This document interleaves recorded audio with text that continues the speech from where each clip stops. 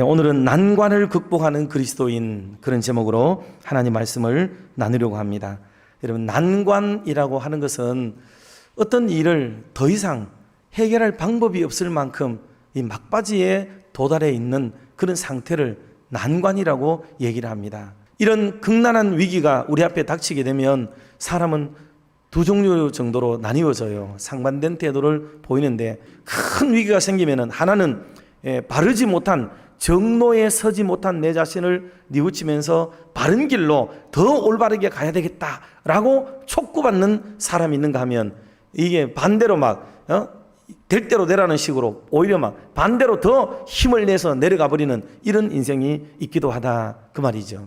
그러면 성경은 우리에게 뭐를 가르치고 주고 있는지를 오늘 본문에 나오는 여호사밧 얘기, 그 말씀을 오늘 20장 전장에서 다루고 있는데, 그 부분의 말씀을 오늘 좀 나누려고 합니다.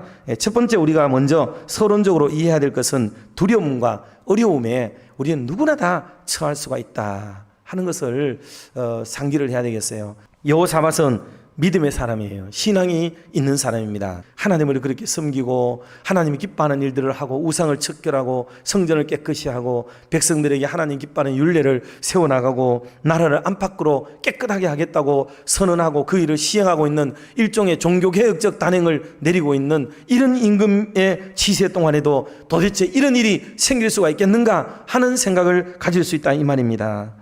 그래서 성경은 우리에게 이렇게 여호사밧처럼 하나님의 인정을 받고 백성의 존경을 받고 주변 사람들에게서부터 다 칭송을 받는 사람에게라도 역시 이런 극난한 위기와 인생의 고비가 또 찾아오기도 한다 하는 것을 우리는 알 수 있습니다. 그런 의미에서 오늘 건강하게 살고 은혜롭게 살고 감사하게 살아가고 있으나 우리는 언제나 끝까지 늘 조심하고 겸손하게 살고 모든 것이 하나님의 은혜임을 고백하고 그렇게 인생을 살아가는 좋은 가치관을 가질 수 있는 우리 믿음의 교우님들 다 되시기를 주님의 이름으로 축원합니다.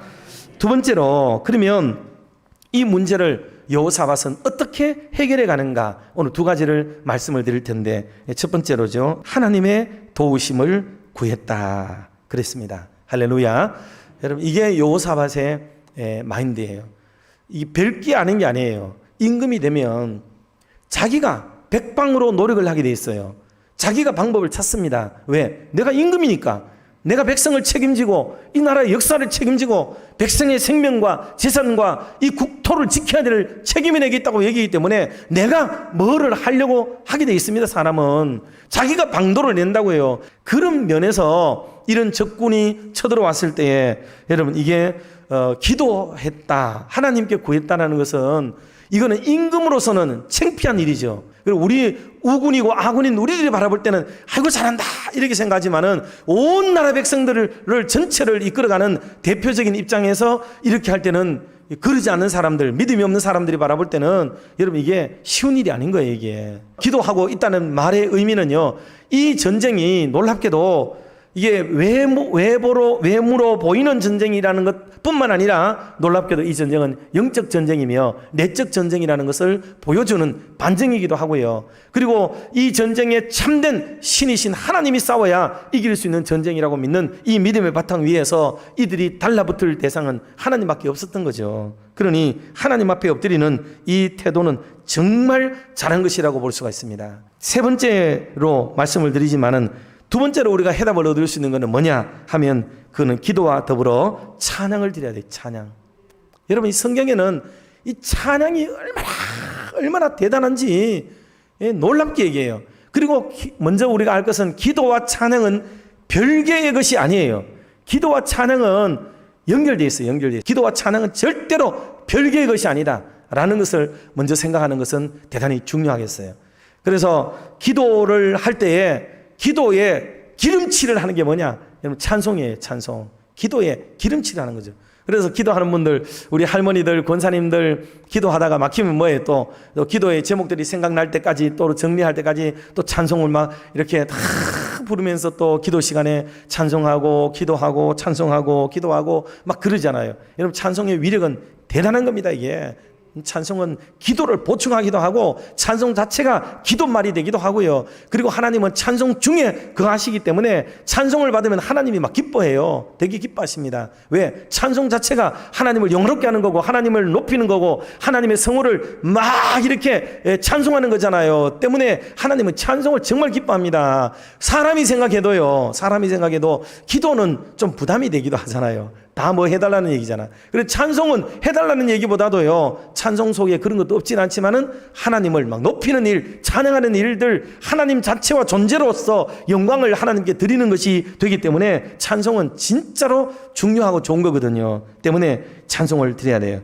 이스라엘 시대도 그렇고 성경에 보면요, 모세도 제사장들에게 나팔을 불며 전쟁을 할 때, 행진 신호를 삼을 때, 성막에서 제사를 드리고 마칠 때 등 여러 곳곳에서 찬송을 이 모든 것에 적으로 삼았어요. 그 우리도 찬송을 예배 시작할 때 부르고 마칠 때 부르는 이 송영과 폐송 같은 것들을 다 부르는 이유도 다 성경에 예배하기에 기초해서 부르는 거예요. 이게 다 정해진 순서가 있어요. 이게 그냥 막 부르는 게 아니에요. 그리고 다윗은 288명의 레위인들을 중심으로 해가지고 찬양대를 조직하게 만들었어요. 그리고 해만과 여두둔을 세워가지고 현악을 담당하게 만들었는데 이 인원이 무려 얼마냐? 4,000명이 4,000명. 예, 이 장관 아니겠습니까? 여러분, 이런 현악을 담당하는 자가 4,000명이나 세워가지고 현악을 냈으니 지금 전 세계에서 가장 강력한 오케스트라가 도대체 몇 명입니까? 그 200명 넘겠어요? 그런데도 불구하고 이 4,000명의 어마어마한 이런 사람들을 세워서 하나님을 찬송했으니 그야말로 하나님은 이스라엘 민족으로 말하면 여호와라는 단어가 엘로힘이라는 단어를 쓰는데 이거는 장엄복수라고 그래요. 장엄복수. 그 하나님의 장엄한 그 이름, 그 여호와의 이름을 송축하려고 하면 이거는 장엄해야 되는 거예요. 장엄해야 돼요.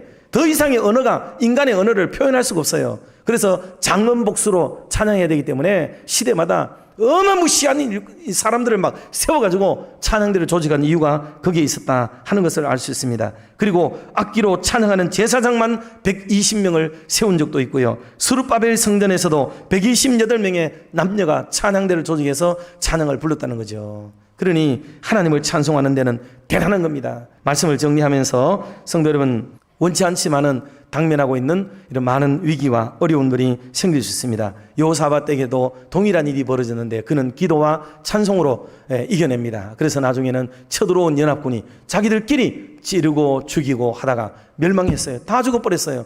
그러니까 유다 민족들은 뭐 했느냐? 그냥 가면서 전리품만 거둬들여서 돌아왔습니다. 하나님이 전쟁의 하나님이시고 모든 전쟁은 여호와께 속한 것인 것을 알았어요. 하나님이 기도와 찬송으로 기쁘고 즐거워하시니까 하나님이 일하시고 또 역사를 하셨다는 거예요. 끝으로 9절 하나만 읽어보도록 합시다. 우리가 일하면 우리가 일하지만